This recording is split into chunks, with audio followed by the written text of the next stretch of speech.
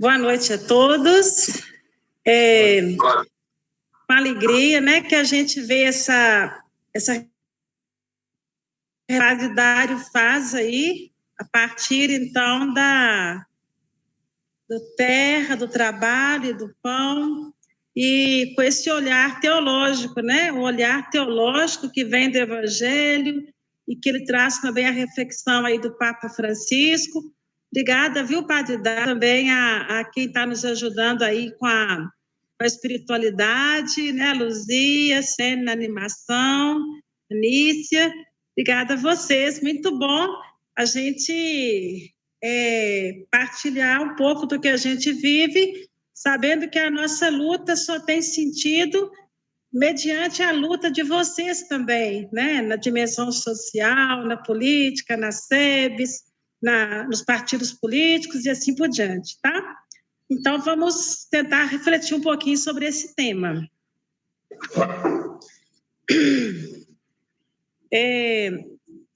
O texto que eu trago como inspiração, ele foi baseado um pouco na reflexão do Guilherme Boulos, né, que é aí um dos candidatos que a gente tem, uma da defesa também das pessoas que mais têm defendido essa bandeira da terra, do trabalho, do pão e da luta por moradia. Também trago alguma reflexão de um texto jornalista livre, o mestre Rodolfo Pena, e esse artigo deles publicado, então, no blog dos Jornalistas Livres. E aí, claro, né, eles trazem alguns elementos que eu também coloco um pouco a realidade nossa, da nossa arquidiocese, e também, assim, da luta nossa aqui entre rios. Primeiro, a gente vai compreender que a falta de moradia, ela é um grave problema vivenciado nas várias cidades do Brasil e também em outros lugares do mundo. E muitas vezes, quando a gente fala da falta de moradia, não é porque às vezes a pessoa está na rua, mas é porque às vezes a casa que ela mora, primeiro não é dela, é uma casa de aluguel, e a gente sabe o que é morar de aluguel. Quem já sofreu na pele, você morar de aluguel, você compra os móveis de um jeito, dali a pouquinho alguém pede a casa, você tem que mudar, aqueles móveis já não cabem mais, você às vezes quer plantar um quintal, uma coisa assim, você não pode colocar uma semente na terra, porque aquela terra às vezes já nem é sua, e às vezes nessa ganância, você só encontra casas para alugar, onde não tem espaço para você plantar. Então, ou seja, a falta de moradia carrega consigo outros problemas que a gente percebe também nas sociedades de hoje, sobretudo naquele ligado à terra. Também porque, muitas vezes, quando a pessoa consegue fazer o seu barraquinho, a sua casa, às vezes o local, o entorno, às vezes é um lugar que não oferece nenhuma política pública, né? Não oferece água, não oferece luz. Então, quando a gente fala de moradia, a gente fala daquele que não tem casa, mas às vezes daquele também que a casa não é uma casa própria para a pessoa viver com dignidade. Para a gente ter uma ideia, hoje nós temos, segundo a ONU, mais de 100 milhões no mundo que não possuem um lugar digno para viver. E mais de 1 bilhão reside em moradias inadequadas. Então, isso que a gente percebe no mundo inteiro, demarcando, sobretudo, nos países subdesenvolvidos. No Brasil, nós temos hoje cerca de 11 milhões de pessoas vivendo nas favelas e moradias precárias. Então, a gente percebe assim que parcela da sociedade brasileira que hoje vive nesses lugares inadequados. Lugar que não tem coleta de esgoto, de lixo, e também, segundo a ONU, quando a gente tem no mesmo dormitório mais de 2 pessoas dormindo no mesmo quarto, já se considera que isso não é apropriado. E a gente sabe aí, né, sobretudo nessa situação do coronavírus, como que esses invisíveis ganharam visibilidade e quantas notícias foram colocadas nos meios de comunicação da dificuldade de se fazer um isolamento quando, às vezes, né, numa casa de 2 ou 3 cômodos, mora, às vezes, 7 ou 8 pessoas. Então, ou seja, uma dos aspectos positivos, né, desse processo de isolamento que nós vivemos foi a questão de dar visibilidade ao sem-teto, seja porque o medo que, às vezes, eles poderiam contrair, ou seja, também a dificuldade que tinha de aceitar e de incluir essas pessoas na sociedade. Também a gente observa que as políticas públicas, né, que existem no Brasil e, sobretudo, às vezes, no resto do mundo, não é uma política que favorece, que dá possibilidade à pessoa de ter a casa. E a dificuldade maior da pessoa ter a casa costuma ser a terra, né? A gente tem uma ideia e observa isso assim no nosso dia a dia. Quando a pessoa tem um lote, ela começa a construir ali a sua casa, entra a ação de Deus e logo, logo um ajuda, o outro também ajuda, a pessoa começa a levantar ali a sua casinha, seu barraco. Às vezes os filhos crescem, melhoram um pouquinho a condição de vida, ela aumenta um pouquinho aquele barraco. Mas quando você tira a terra, você não tira da pessoa essa possibilidade até de receber ajuda para também começar a construir a sua casa. E quantas vezes a terra para se construir a casa costuma ser a terra que é uma terra imprópria, que está à beira dos rios, dos córregos, ou às vezes no morro. E aí a gente já vê que quando vem o problema das chuvas, né, são essas famílias que são colocadas pela mídia, porque moram num lugar que não se podia construir, mas como que a pessoa vai fazer? O único lugar que ela teria para construir é ali, para poder sair do aluguel. E muitas vezes a gente se coloca no papel de criticar aquela pessoa que mora, então, numa área de risco, né? E por isso, a gente observa que a luta maior nossa como movimento de moradia vem sido no sentido de possibilitar que a pessoa tenha acesso à terra. E depois do acesso à terra, o acesso, então, à casa, ao processo de urbanização e assim por diante. Todo movimento de moradia, né, a gente tem esse lema, né, ocupar, resistir e construir. Por quê? Porque a gente sabe que quando as pessoas pobres, né, querem ter a casa ou começa a ter um movimento para ter a sua casa, sobretudo nos grandes centros, há um movimento quase que natural da sociedade de expulsar essa família ou essas famílias para as periferias. Por quê? Porque a gente sabe que no centro da cidade, como as nossas cidades pequenas, ou nos grandes centros urbanos, ter uma casa, entre aspas, feinha, ou construída de qualquer jeito, vai desvalorizar aquele terreno. Então, é um sofrimento muito grande. Quando a gente está nessa luta, igual aconteceu aqui Entre Rios, nosso companheiro Chico Paulo viveu isso também aí em Lafayette, ou mesmo alguma prefeitura, né, com as políticas públicas, tenta incluir os pobres mais no centro da cidade, há um movimento de tirar essas pessoas daí, de não querer que os pobres estejam próximos do centro. As pessoas, repito de novo, né? Por quê? Porque falam que desvaloriza seu terreno. E que desigualdade a gente percebe nisso, né? Nesse sentido, as políticas públicas, elas precisam de, além de fornecer auxílio e programa para a pessoa construir a sua casa, elas também precisam implementar, junto com a moradia, com as políticas de moradia, políticas também de saneamento, de água, de esgoto, para que a pessoa possa viver aí com dignidade. E não é muito fácil, né? A gente sabe disso. No segundo momento agora dessa reflexão, eu quero trazer um pouquinho como é que é essa luta por moradia no Brasil.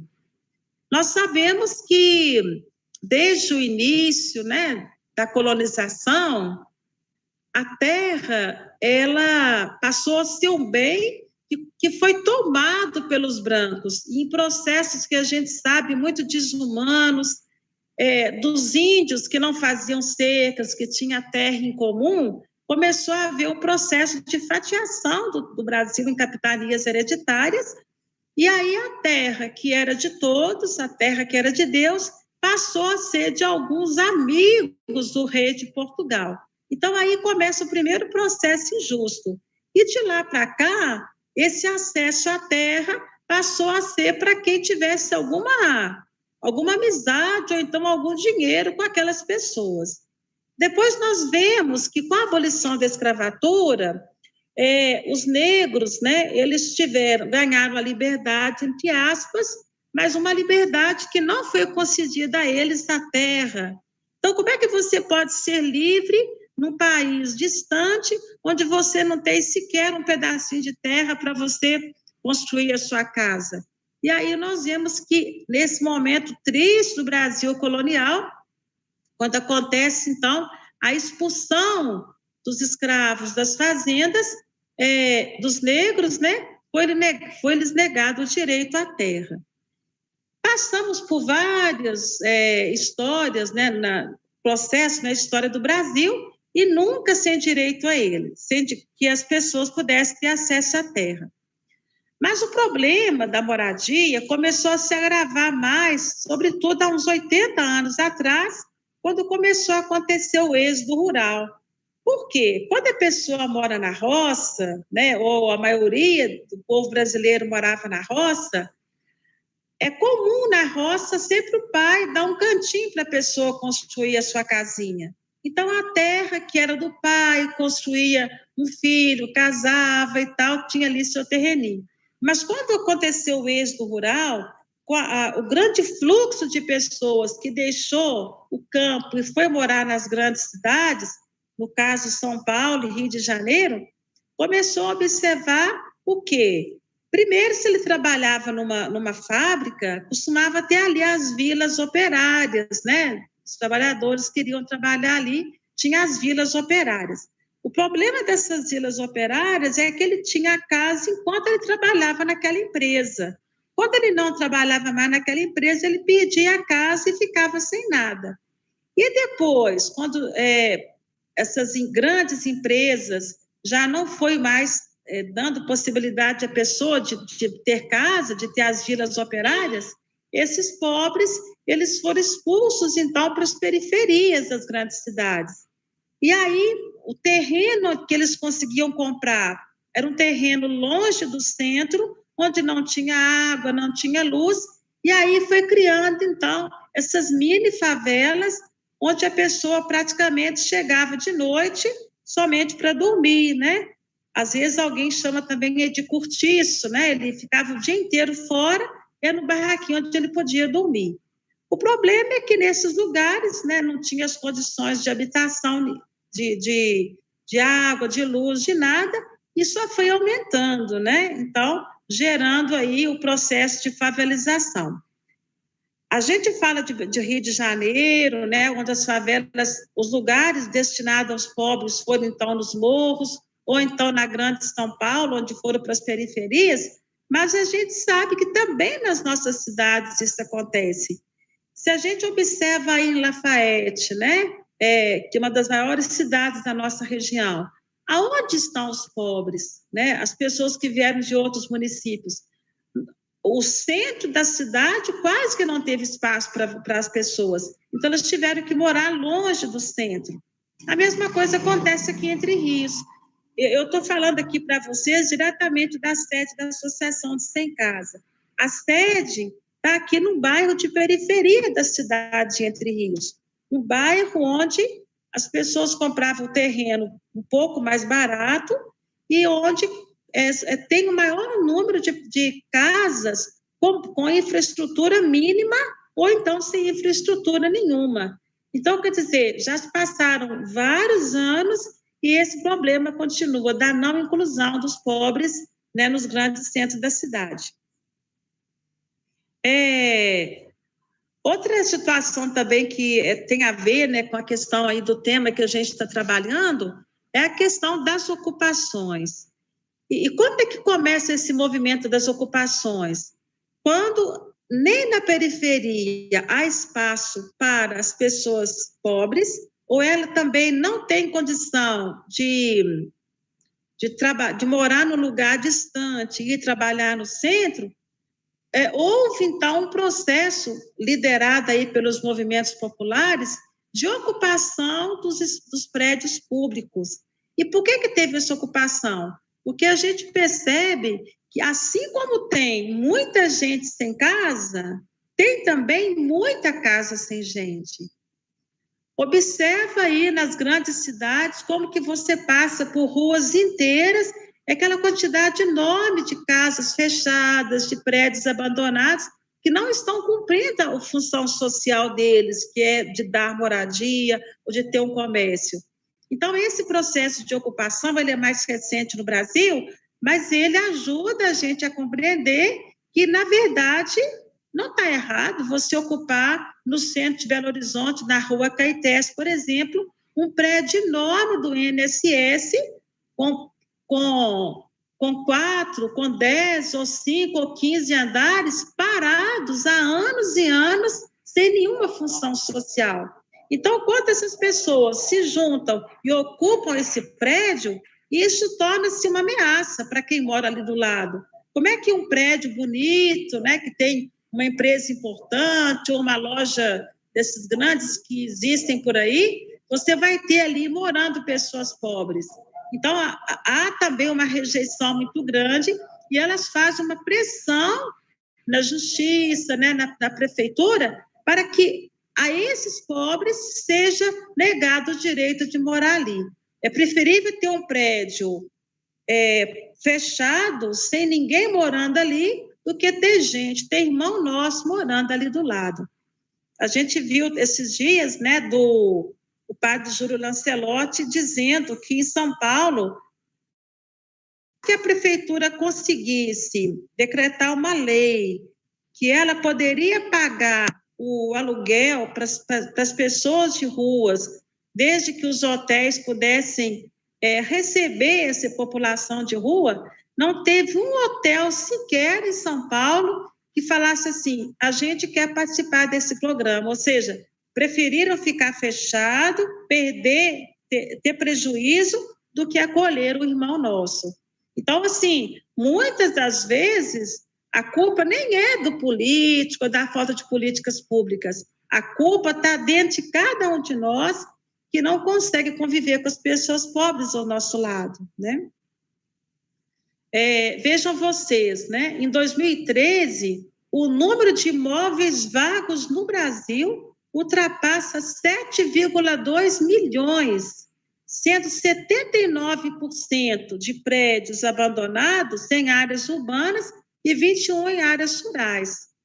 Desses prédios, 6,25 milhões estão em condições de serem ocupados. 981 mil estão em construção ou reforma.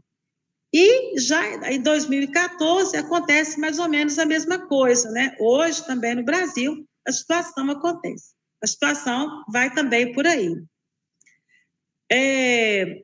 Veja vocês, segundo os números da Fundação João Pinheiro, o déficit habitacional, né, hoje no Brasil, chega a 22 milhões de brasileiros. Ou seja, número que representa 1/3 da população brasileira. Muito bem. Quando a gente fala assim de números, de problemas, a gente corre o risco de ter uma ideia pessimista, né, da realidade, mas eu acho que nós, cristãos, não podemos ir nessa onda, né, de achar que está tudo perdido. É preciso que a gente descubra aí algumas estrelas, né, algumas luzes que podem assim nos iluminar. E, nesse sentido, a gente observa que, na história do Brasil recente, nós tivemos alguns avanços, né, nos programas de habitação e também, né, como movimento popular, o que vem acontecendo por aí. A gente vê que, por exemplo, na ditadura militar, a política brasileira de habitação era fazer aquelas casinhas de pomba, né, que praticamente parecia um pombal lá, pequenininha, né? Umas casinhas, uns prédiozinhos amontoados sobre os outros. Esse programa não deu certo, né? E aí, nos últimos tempos, foi lançado em 2009 o melhor e maior programa habitacional do Brasil, que foi chamado Minha Casa Minha Vida. Esse programa que existe até hoje e que revolucionou, né, a história da luta pela moradia. E por que ele revolucionou? Revolucionou porque não é simplesmente dar casa e colocar o povo morando dentro daquela casa como se a casa viesse do céu, mas ela foi um programa que incentivou também a pessoa a ser sujeito da sua casa, ou seja, casa você não cai do céu pronta. A gente tem que viver isso que a Anícia rezou aí no capítulo 65 do profeta Isaías. Você tem que construir a sua casa e morar nela, e não um construir para o outro morar. Por isso que o programa do Minha Casa Minha Vida, sobretudo da faixa 1, que é o que a gente tem aí em Lafayette, né, no residencial do Luciano, como também estamos tendo aqui Entre Rios, é esse em que a pessoa também participa um pouquinho, chamada aí da autogestão. O governo colabora com um pouco e a pessoa também entra, para ela sentir prazer de fazer, é a minha casa, é dessa cor que eu quero pintar, eu quero fazer desse jeito. Então, é interessante também ver que o programa favorece isso. Pena, né, que esse programa hoje está sendo substituído por um programa chamado Casa Verde Amarela, que é muito parecido com Minha Casa Minha Vida, mas a gente sabe por que ele é muito parecido. Porque quem está analisando não conseguiu encontrar um programa melhor. Mas para não reforçar o Minha Casa Minha Vida, eles falam que é a Casa Verde Amarela, né? Então, um jeito diferente de fazer praticamente o mesmo programa, mudar o nome dele, né? Não sabemos ainda o que isso significa para nós, ou que acesso nós, dos movimentos populares, teremos a esse programa. Porque muitas das vezes os programas ficam engessados nas prefeituras para ser curral de voto, para ser cabide de emprego, né? Então, o sonho nosso é de que nós, como movimento popular, a gente tenha acesso, né, a esses programas de moradia. Para terminar, então, eu sugiro, né, que tem um filme muito bonito que chama-se Ocupar Fride, né, que mostra como que é a vida numa ocupação. Se alguém nesse tempo de pandemia quiser aproveitar para poder assistir o filme, é muito bonito, porque ele mostra a relação que vai se criando ali, tanto a relação com o governo, com as pessoas que moram em torno, como também a relação das pessoas que estão morando nessa ocupação. E, para a gente terminar, né, eu repito o que a gente estava dizendo anteriormente, que esse novo coronavírus tornou mais alarmante a falta de acesso e saneamento às casas, né, sem condições. Em São Paulo, né, dados divulgados recentemente mostram que as mortes por Covid-19 cresceram em áreas com habitação pior. A gente viu essa semana também em Belo Horizonte chegando à mesma conclusão. Quando a gente percebe, né, numa pesquisa de Belo Horizonte, o lugar onde acontecem as mortes tem sido principalmente nas periferias, né? E estudos mostram que entre a população negra representa 75% dos mais pobres. A doença tem sido também mais letal. E por quê? Porque, igual eu disse para vocês anteriormente, né, aos negros o acesso à casa foi negado desde 1888, quando eles, então, ganharam essa tal libertação e ficaram aí à mercê da vida, né? Então, acho que é importante a gente trazer esses dados. É um pouquinho isso que eu tinha para dizer, não sei se eu me alarguei demais, mas quero agradecer a cada um de vocês pela atenção.